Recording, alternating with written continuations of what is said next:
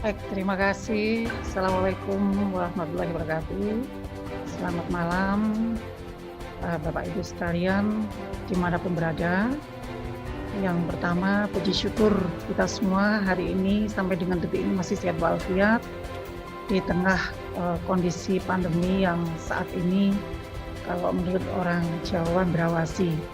Kami bermohon supaya semuanya tetap bisa disiplin protokol COVID agar kasus bisa turun dan kita langsung bisa start lagi untuk bangkit mengatasi segala persoalan yang terjadi akibat pandemi. Yang kami hormati Bu Tuti, Pak Arief, Bu Zianti, dan Bapak Ibu sekalian yang lain. Yang pertama kami appreciate sekali dan terima kasih atas kesempatan yang diberikan baik TV Desa maupun ITS untuk bersama-sama membantu kami yang ada di desa bagaimana caranya mengatasi dampak pandemi, terutama yang terkait dengan pengangguran yang saat ini di Sidoarjo tertinggi se-Jawa Timur. Baik Bapak Ibu sekalian, appreciate ini juga kami sampaikan tidak hanya untuk hal ini saja, tetapi Bu Tuti sudah sekian lama mendampingi kami Pemkab Sidoarjo, mulai dari dinas yang lama sampai dinas yang terbaru, sehingga silaturahmi ini tidak akan putus. Bapak Ibu sekalian, sebagaimana kita ketahui bahwa karena pandemi ini sudah berlangsung hampir kurang lebih 2 tahun, tepatnya setahun lebih ya, ini perjalanan 2 mudah-mudahan tidak sampai 2 tahun sudah selesai. Ini ternyata membawa dampak yang sangat luar biasa terhadap tingkat pengangguran terbuka, terutama di Kabupaten Sidoarjo. Mohon slide-nya, next-nya. Nah, Bapak Ibu sekalian, kami sampaikan bahwa saat ini Sidoarjo tingkat pengangguran yang ada menurut data BPS yang telah dirilis bulan November 2020 yang lalu, baru 1 tahun kurang terjadinya pandemi, itu tingkat pengangguran yang di angkanya itu sudah mencapai 10,97 dan ini tertinggi se-Jawa Timur. Ini kondisi ketenagakerjaan di situ. Nah, kenapa saya sangat menyambut baik dan apresiasi yang luar biasa terhadap Bu Tuti, apalagi terkait dengan SDGs ini, karena kalau kita lihat semuanya 17 tujuan SDGs itu hampir semuanya sangat berhubungan dengan pengangguran, mulai dari penurunan tingkat kemiskinan, kemudian kelaparan, pertumbuhan ekonomi, dan semuanya itu saling saling berkaitan. Nah, dengan tingginya angka pengangguran di Kabupaten Sidoarjo yang saat ini nomor 1 se-Jawa Timur, setelah itu Surabaya di angka 9, kemudian Gresik di angka 8. Ini membuat PR yang sangat luar biasa beratnya terhadap Kabupaten Sidoarjo. Pertanyaannya, kenapa kok Sidoarjo paling tinggi, padahal Surabaya, Gresik itu juga daerahnya kurang lebih hampir mirip. Perlu diketahui Bapak Ibu sekalian bahwa Sidoarjo itu pusatnya industri manufaktur, sehingga Gresik juga pusatnya industri manufaktur, tetapi di Gresik banyak BUMN yang ada di sana. Sedangkan di Sidoarjo itu lebih khusus ke industri manufaktur yang swasta. Nah, dengan tingginya angka pengangguran ini dan ternyata setelah didetailkan data dari BPS, itu kontribusi yang paling besar itu adalah dari alumni SMK dengan angka 14,9. Kemudian yang berikutnya adalah SMA dengan angka 13,8% kontribusi terhadap tingkat pengangguran terbuka. Nah, bagi kami ini adalah PR yang maha berat. Kenapa? Satu sisi angka ini adalah angka yang dirilis oleh BPS kita tertinggi. Tetapi sampai detik ini kami juga belum tahu sebenarnya angka 131.000 yang menganggur. Mohon izin, slide-nya bisa berlanjut. Nah, Ini Bapak Ibu sekalian, kondisi di Kabupaten Sidoarjo di akhir 2020 dengan penduduk usia kerja kurang lebih 1,7 juta, kemudian angkatan kerjanya 1,198, dan pengangguran terbuka yang tadi kami sebutkan 10,97 itu ada sejumlah 131.444 penganggur terbuka, dan yang bekerja 1,066. Nah, ini Bapak Ibu sekalian, kami tadi sampaikan bahwa kontribusi terbesar adalah dari SMK atau SLTA kejuruan 14,9%. Walaupun kalau dilihat secara detail lagi, secara kuantitatif itu tetap SLTA yang paling tinggi kontribusinya, 45.000. Tetapi dari sisi prosentase itu yang paling tinggi adalah SMK kejuruan. Nah, karena dua kontribusi yang paling besar di antara SLTA dan SLTA kejuruan dan umum, ini menjadi sebuah tugas untuk bagaimana cara kita bisa mengatasi penganggur yang terbuka di antara kedua lulusan ini. Lanjut, Bapak Ibu sekalian. Next. Nah, mohon izin, ini karakteristik pengangguran tadi yang sudah kami sebut SMA 13,8 dan SMK 14,9. Lanjut. Next slide. Nah, ini dampak COVID Bapak Ibu sekalian. Kondisi di Sidoarjo karena kondisi yang kami sampaikan ini per akhir 2020, angkanya itu bagi kami masih was-was. Bisa jadi dengan PPKM darurat yang saat ini berlaku, ini juga mempengaruhi terhadap pengangguran terbuka. Mau tidak mau ini pasti nanti akan berdampak karena di faktor kondisi non esensial yang diharuskan 100% tutup, ini pasti banyak mempunyai dampak terhadap pekerja yang ada di Kabupaten Sidoarjo. Dan kebanyakan di Sidoarjo itu yang padat karya adalah sektor-sektor non esensial. Nah, kami sampaikan bahwa Bapak Ibu sekalian, selain permasalahan-permasalahan dampak COVID, baik bahan baku perusahaan yang berasal dari luar negeri itu tidak bisa masuk karena memang kondisinya seperti ini. Demikian pula dengan penjualan pun, penjualan yang hasil dikerjakan dari industri manufaktur juga akan susah ekspor, kemudian dan dampaknya tetap ada gelombang PHK. Sekedar informasi, data yang ada di kami sampai dengan per Maret April kemarin 2021, ada kurang lebih 99 perusahaan yang tutup secara operasional. Walaupun perusahaan-perusahaan yang tutup ini bukan perusahaan-perusahaan besar atau perusahaan-perusahaan yang jumlah karyawannya ribuan. Namun demikian kalau di jumlah pun ini juga tetap menjadi jumlah yang banyak. Dan di samping itu juga ada perusahaan-perusahaan yang besar itu juga melakukan relokasi atau pengembangan ke kabupaten kota lain dengan pertimbangan UMK yang di bawah Kabupaten Sidoarjo. Perlu kami sampaikan bahwa UMK di Kabupaten Sidoarjo di tahun 2021 ini adalah 4.293.000.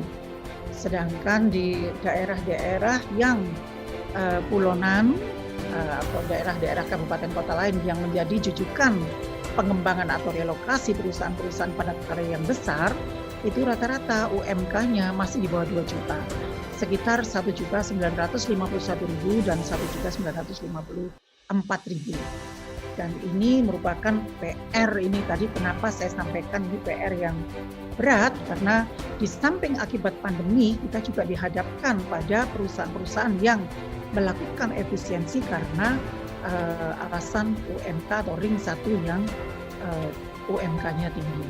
Tetapi kami sampaikan juga bahwa walaupun Sidoarjo ini UMK-nya tinggi, SDM yang ada di Kabupaten Sidoarjo insya Allah skill-nya atau tingkat produktivitasnya itu juga jauh lebih bagus.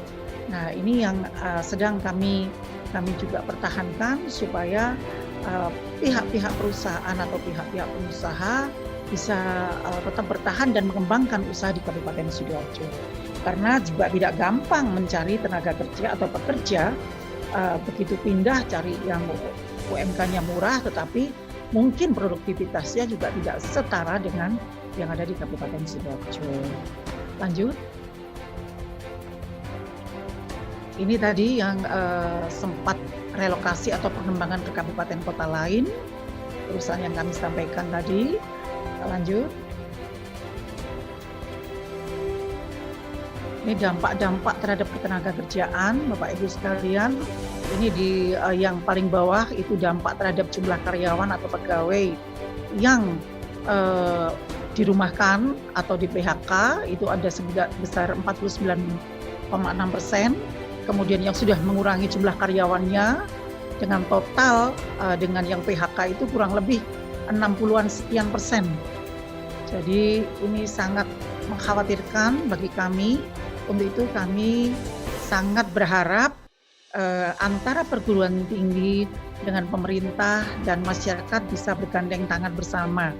Untuk itu sekali lagi saya appreciate yang luar biasa terhadap ITS, terutama di pusat riset di Bu Tuti, karena selalu mengulurkan tangan atas kesulitan-kesulitan yang kami hadapi.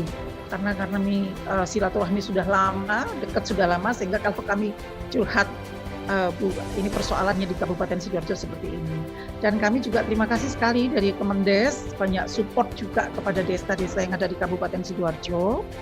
Perlu disampaikan bahwa di Kabupaten Sidoarjo itu ada kurang lebih 322 desa dan 31 kelurahan. Sehingga karena wilayahnya sebagian besar adalah terdiri dari desa-desa, ini sangat memungkinkan Kementerian Desa untuk bisa memberikan support kepada Kabupaten Sidoarjo. Dan terima kasih sekali juga sudah banyak Kemendes yang disupport kepada Pemkab Sidoarjo melalui Dinas Pemberdayaan Masyarakat dan Pemerintahan Desa.